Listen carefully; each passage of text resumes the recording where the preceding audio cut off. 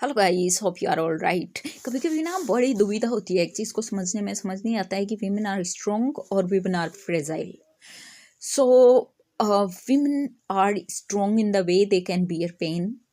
वो सबसे ज़्यादा दर्द सह सकती हैं, जैसे बच्चे पैदा करने का दर्द या मेंस्ट्रुअल साइकिल का दर्द। लेकिन जब उनको डिफेंड करने की बारी आती है फिजिकली, तब वो थोड़ा वीक हो जाती हैं। तो that is like controversial, paradoxical, एक दूसरे के ऑपोजिट चीज़ें हैं, बट वो फैक्ट है, वो नेचुरल है। इसी तरह से वो फ्रेजाइल भी होती हैं इमोशनली और स्ट्रॉन्ग भी होती है इमोशनली। कैसे? जैसे किसी चीज़ पे लिखा होता है कि दिस इज़ फ्रेजाइल, तो उसमें हम उसको हैंडल विद केयर करते हैं, राइट? तो लेकिन इसी तरह से हम को इंसानों को भी हैंडल विद केयर करना चाहिए होता है, क्योंकि उनके इमोशंस होते हैं, वो इमोशनली डील करते हैं। ऐसा ही नहीं है कि खाली women are only emotional people, जानवर भी इमोशनल होते हैं, मेन भी होते हैं, लेकिन वीमेन मेन से ज़्यादा इमोशनल होती हैं मोस्ट ऑफ द केसेस में। तो उनको अगर थोड़ी सी केयर, थोड़ा सा अटेंशन और थोड़ा सा कंपैशन मिल जाए तो उनको कोई नहीं रोक सकता आगे बढ़ने से। लेकिन प्रॉब्लम ये होती है क्योंकि हमने ये सारी चीज़ें सोसाइटी में इस कदर फैला दी हैं, सदियों से हम फैलाते आ रहे हैं कि विमेन आर वीक और एंड विमेन आर गिवर्स। तो उन जो उनके पास है उसको भी, वो हनुमान जी को जब जैसे शक्ति के बारे में याद नहीं दिलाया गया था, तब तक वो नहीं जानते थे कि वो उड़ सकते हैं। तो उसी तरह विमेन को भी याद दिलाना पड़ता है कि तुम भी, sky is the limit for you, तुम कुछ कर सकती हो। लेकिन जब तक हम याद नहीं दिलाते हैं, सोसाइटी उनको इस तरह से एक पाश में जकड़ लेती है कि वो खुद से आगे बढ़ने की हिम्मत नहीं कर सकती हैं, वो हिचकिचाती रहती हैं जिंदगी भर। बहुत ही कम ऐसे बिरले ही एग्जाम्पल होते हैं जिनमें वो उनको पीछे खींचने के बावजूद वो आगे जाती हूँ, और आगे जाती भी हैं तो भी उनके कहीं ना कहीं संकोच जरूर रहता है।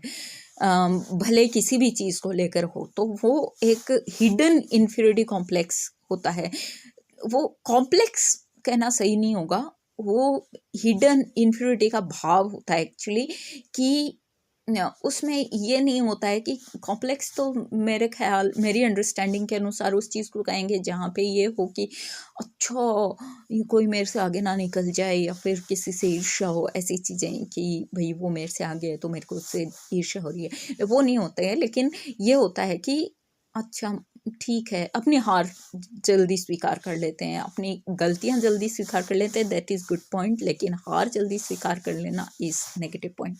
तो वो चीज़ इसलिए क्योंकि हमारा सोसाइटी का ताना बाना ऐसा है, ढांचा ऐसा बना हुआ होता है, तो हमें उस चीज़ से बाज आने की ज़रूरत है। हमारी छोटी छोटी टर्मिनोलॉजी जो है ना, उसको बहुत करीने से हमारी पेट्रियार्कल सोसाइटी ने इस तरह से गढ़ा है कि किसी न किसी तरह वो औरत को कमज़ोर और गिवर ठहरा ही देते हैं।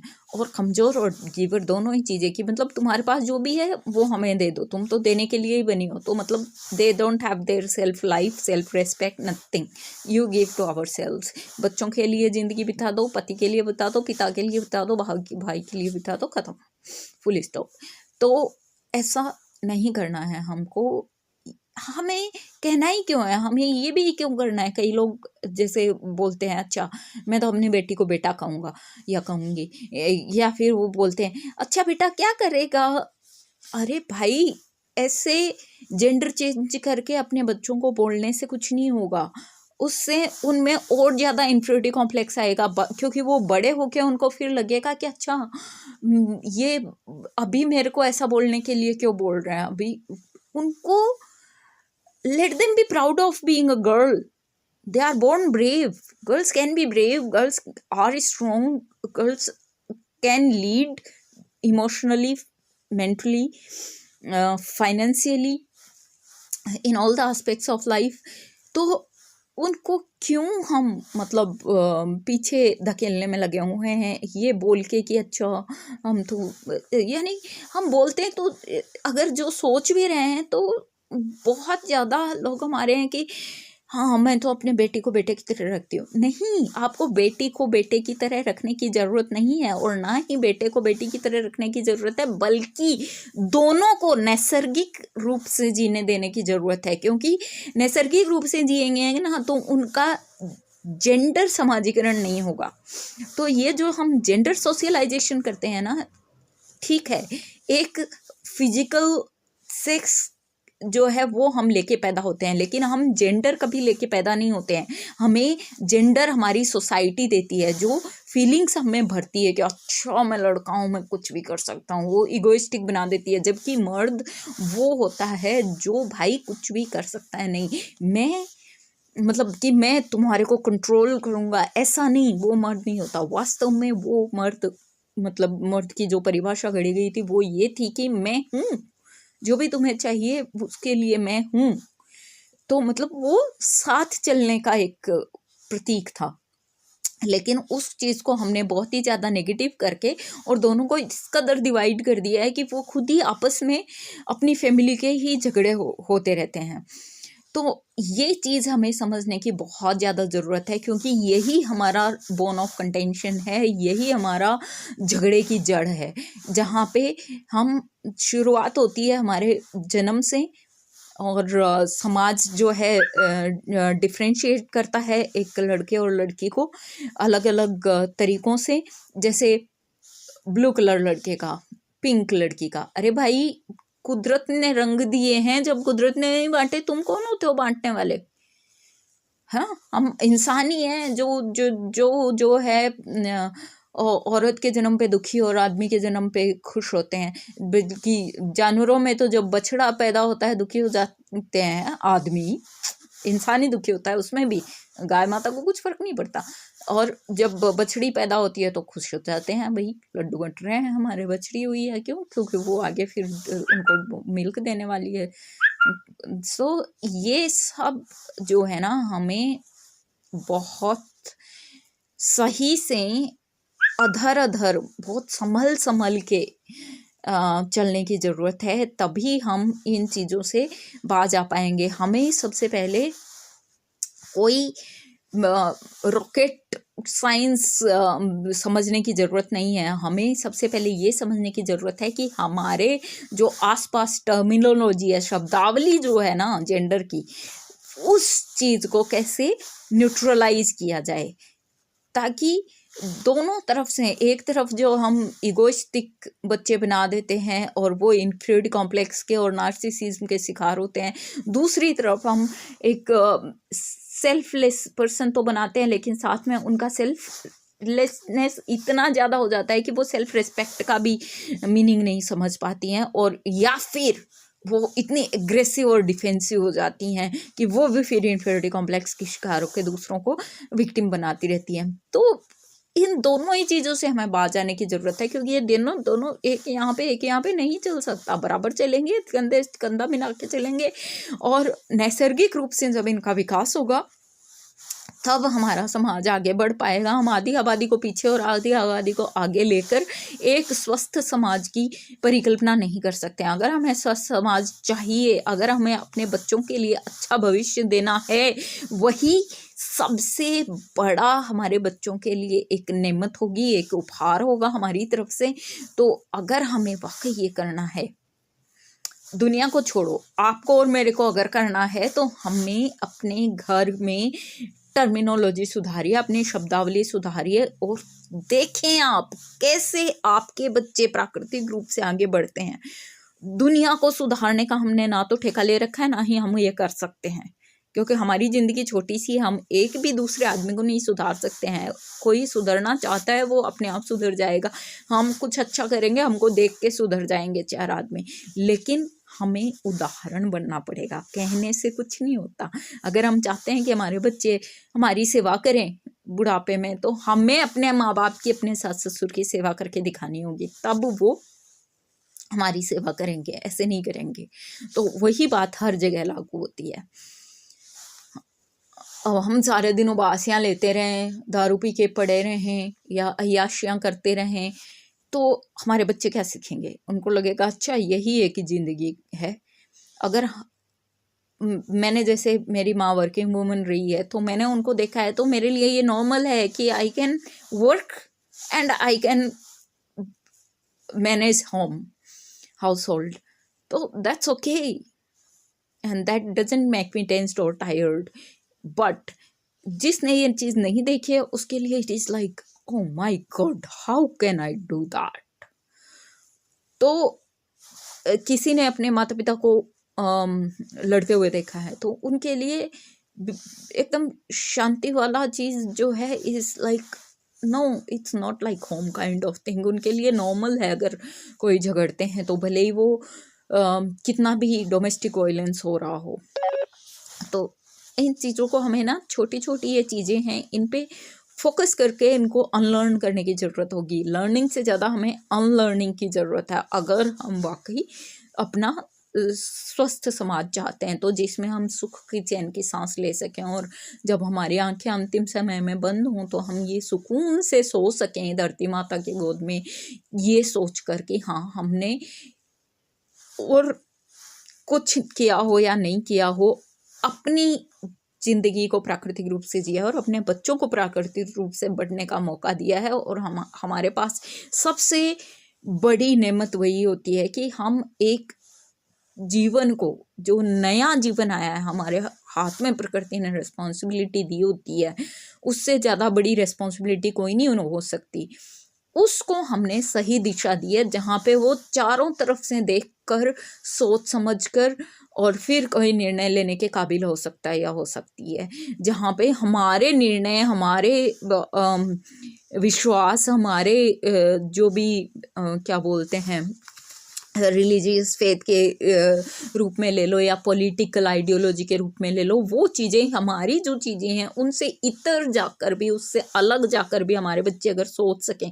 जैसे मुझे ना कभी कभी बहुत प्राउड फील होता है, thanks to my parents, thanks to God, कि हम कम से कम, हम बहन भाई अपने पेरेंट्स से आर्ग्यू कर सकते हैं कि आपकी आइडियोलॉजी ऐसी क्यों है, हमारी ऐसे ही नहीं है, क्यों नहीं है.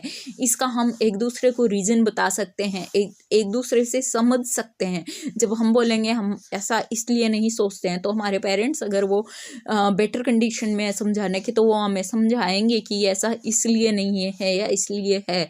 और अगर उनको लगता है कि हमारे बच्चे प्रोग्रेसिव हो रहे हैं और उनको थोड़ी सी बेटर लर्निंग है, तो वो भी सुनते हैं हमारी बात, तो हमें लगता है कि हाँ we are important. And that is the most important thing कि every creation under the sky, हर प्राणी इस धरती पर अपने होने के, अपने अस्तित्व के महत्व को महसूस करे, जाने. ये चीज़ सबसे ज़्यादा इम्पोर्टेंट है और ये चीज़ माता पिता दे सकते हैं, पार्टनर भी एक दूसरे को दे सकते हैं. और जब पार्टनर भी एक दूसरे को ये चीज़ देंगे ना कि यू आर इम्पोर्टेंट, ये चीज़ फील करवाएंगे ना, बोथ द जेंडर्स, हस्बैंड हो या वाइफ, उस पार्टनरशिप में, उस कपल में आप देखना सबसे ज़्यादा मेच्योरिटी एंड म्यूचुअल अंडरस्टैंडिंग होगी और वो घर सबसे ज़्यादा सुकून में होगा.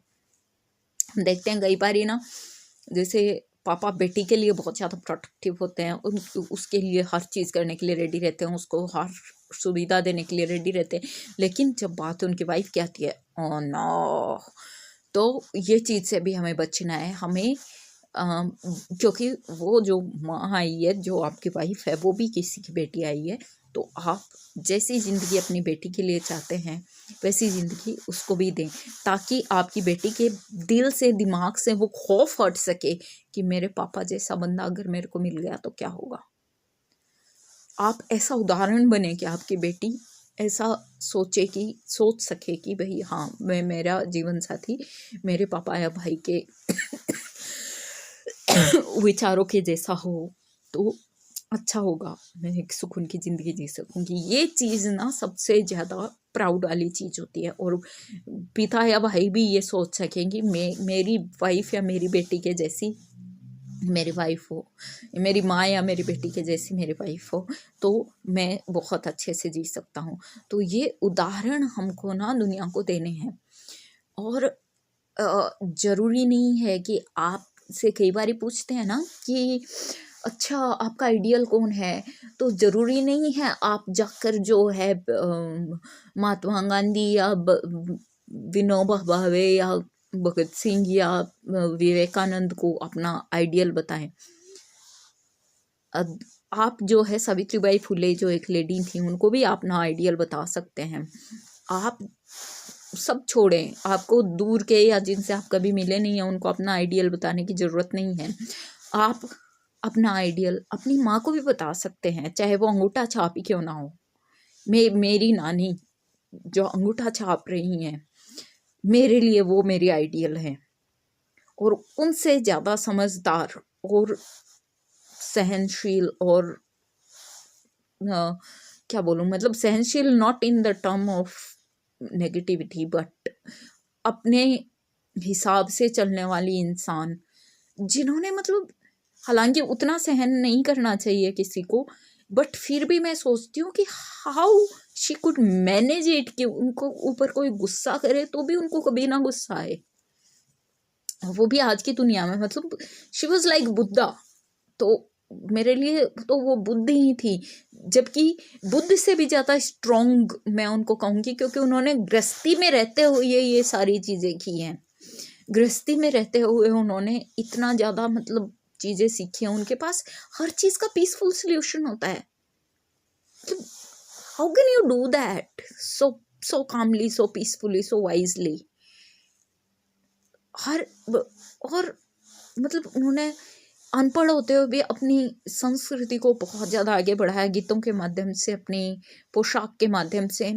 और इनफैक्ट उनको बहुत डर लगता था जब उनके बच्चे बाहर जाते थे, स्पेशली मैं जब बाहर जाती थी तो घर की सबसे छोटी बेटी होने के नाते, तो वो रात भर सोती नहीं थी, रोती रहती थी, लेकिन फिर भी जब मैं उनके सामने होती थी वो कभी नहीं बोलती थी कि मतलब तुम मत जाओ या तुम ये मत करो वो मत करो। वो हमेशा यही कहती थी कि जाओ बेटा आगे बढ़ो, जो तुम्हें सही लगता है वो करो, जिधर तुम्हें जाना है उधर जाओ, बस इतना ख्याल रखना कि तुम्हारी वजह से, तुम्हारे किसी भी काम की वजह से तुम्हारे माता पिता को नीचे ना देखना पड़े, या फिर तुम ऐसा काम ना करो जिससे कि तुम्हें कभी अपने माता पिता को बताने में हिचकिचाहट हो। हाँ, तो ये है कि 24 घंटे का टाइम टेबल मैं अपने माँ बाप को नहीं बताती हूँ, लेकिन हर चीज़ ऐसा कभी नहीं किया कि वही जो उनको ना बता सके, तो ये चीज़ होनी चाहिए। तो मेरी आइडियल तो वो हैं, और मेरे जितने फ्रेंड्स हैं वो सब उनके बारे में जानते हैं। कुछ लोगों ने बोला भी कि भाई तुम क्या हर जगह पे अपने मतलब गांव की अनपढ़ लेडी जो हैं तुम्हारी ग्रैंड मॉम, उनके बारे में बात करती हो। भाई करती हूँ, क्योंकि मैं जो हूँ उनकी बदौलत हूँ, तो मेरे माँ बाप जो हैं वो भी उनकी बदौलत हैं, तो फिर क्यों ना करो। और आइडियल तो जरूरी नहीं है ना कि सो कॉल्ड वर्ल्ड फेमस आदमी ही हो। आइडियल तो कोई भी हो सकता है जिससे आपने जिंदगी का सार समझा हो। मेरी छोटी सी ज्ञान में तो मुझे यही समझ आता है कि आइडियल मतलब जिसकी तरह आप बनना चाहते हो या जिससे आपने जीवन का सार समझा हो। तो मैंने तो सब कुछ उन्हीं से समझा है। अनपढ़ होना is not a curse, it may be blessing at times, क्योंकि आज की तारीख में इतने ज़्यादा मैंने अनपढ़ पढ़े लिखे जाहिल लोगों को देखा है।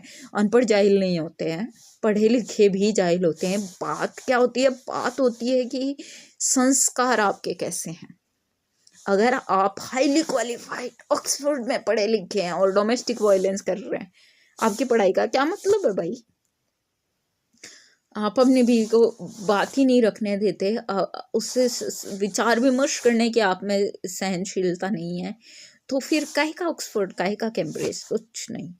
आप लंदन में पढ़ लो, चाहे गांव के एक स्कूल में पढ़ लो, चाहे अनपढ़ रह जाओ, आप एक जैसे हो। तो इसलिए पढ़ाई इम्पोर्टेंट नहीं है, व्हाट इज़ इम्पोर्टेंट इज संस्कार, वो कैसे हैं। और अगर आपके घर में कोई गलत संस्कार है, आपके घर में मान लो पीढ़ियों से घरेलू हिंसा आती आ रही है, आपके पिताजी ने आपके माँ को मारा है, तो आप में इतने गट्स होने चाहिए शिक्षित होने के बाद कि आप अपने पिता के खिलाफ खड़े हो सकें। ना कि ये कहें ओहो हमारे तो मतलब हम तो रेस्पेक्ट करते हैं पिताजी की, पिताजी के सामने नहीं बोलते। भाई तुमसे बड़ा कोई कायर नहीं है, तुमने शिक्षा से कुछ नहीं सीखा, संस्कार के नाम पे तुम्हारे पास कुछ नहीं है। क्यों?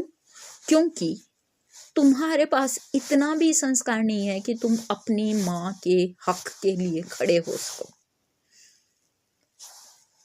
जबकि तुम्हारी माँ का हक छीना जा रहा है, उसके साथ घरेलू हिंसा हो रही है। तुम बचपन से देखते आए हो, तुम्हें पसंद नहीं है कि उसके साथ ऐसा हो, लेकिन तुम ये होने दे रहे हो। जबकि आज की तारीख में तुम बोल सकते हो अपने पिता का हाथ पकड़ के कि भाई अब तक मैं सहन करता आया क्योंकि मैं बच्चा था, अपने पैरों पर नहीं खड़ा था, मुझे इतनी सद्बुद्धि नहीं थी, लेकिन आज मेरे में इतनी बुद्धि आ गई है कि मैं समझ सकूं कि क्या सही है क्या गलत है। और आज के बाद मेरी माँ पर कोई हाथ नहीं उठाएगा, भले ही वो मेरा बाप क्यों ना हो। जिस दिन आप में इतनी हिम्मत आ गई ना कि गलत को गलत और सही को सही समझ सको और कह सको, उस पर खड़े हो सको अपने घर में, उस दिन आप जीत गए और आपके पास सबसे उत्तम संस्कार हैं दुनिया के। खैर बहुत ज़्यादा भाषण हो गया, लेकिन ये भाषण नहीं था दोस्तों, ये कुछ ऐसे विचार और सवाल थे जो रोज़ मेरे दिमाग में आते हैं और उथल पुथल मचाते हैं जब भी मैं आसपास के लोगों से मिलती हूँ, देखती हूँ। आजकल तो क्योंकि यूनिवर्सिटी में नए बच्चे आ रहे हैं तो बहुत सारी चीज़ें नए ऑब्जर्व करने को मिल रही हैं, तो उनसे जैसे चीज़ें सुनने को मिलती हैं, तो मुझे लगा कि इस बात पे बात होनी चाहिए, क्योंकि इन सब छोटी छोटी चीज़ों को हम निगलेक्ट करते हुए चलते हैं। हमें लगता है कि ये महत्वपूर्ण नहीं है, लेकिन वास्तव में ये बहुत महत्वपूर्ण चीज़ें हैं। और जिस दिन हम इन चीज़ों को, क्योंकि ये बुनियादी चीज़ें हैं, और इन चीज़ों को जब हम डॉट्स कनेक्ट करके चलेंगे ना, हमारी फुल पिक्चर बनाने में और हमें ऑल अराउंड एनालिसिस करके चलने में, आगे बढ़ने में, डिसीजन लेने में प्रॉब्लम नहीं होगी। जब से मैंने ये करने की कोशिश शुरू की है, तब से काफ़ी चीज़ें चेंज हुई हैं। इसलिए मैं आपको बता रही हूँ कि आपको भाई मेरी तरह से बहुत ज़्यादा टाइम ख़राब करके और ये चीज़ों तक ना पहुँचना पड़े। या फिर मैंने अपने आसपास में ऐसे चीज़ों पर लोगों को गलतियाँ करते हुए देखा है, जो कि लास्ट में फिर सोचते हैं अच्छा हाय मैंने तो ये ऐसे ही ज़िंदगी गंवा दी, ये तो चली गई, अब क्या करूँ। तो उस ग्लानि से बचने के लिए आप अभी से इन चीज़ों पर सोचें, क्योंकि ये चीज़ें बहुत महत्वपूर्ण हैं अपनी इस ज़िंदगी को और खूबसूरत बनाने के लिए। देखो गम और खुशियाँ तो आती जाती रहेंगी, बोलना बहुत आसान है, करना बहुत मुश्किल। लेकिन क्योंकि मैंने खुद बहुत से उतार चढ़ाव देखे हैं छोटी उम्र में, तो भी आप भी देखे होंगे, क्योंकि हर आदमी की ज़िंदगी में कुछ ना कुछ गम या खुशी होती है। तो वो चीज़ों से हम इतर उनको भाई थोड़ा वक्त देकर खुद को और एनालाइज करके और आगे बढ़ें, और ये सोचें कि हम इन बुनियादी चीज़ों पर कैसे फोकस कर सकते हैं ताकि हम आने वाली पीढ़ियों को एक अच्छा भविष्य दे सकें। ओके गाइस, बहुत लेट हो गया है। Good night, bye, take care, शबा खैर। फिर मिलते हैं किसी नए विचार के साथ।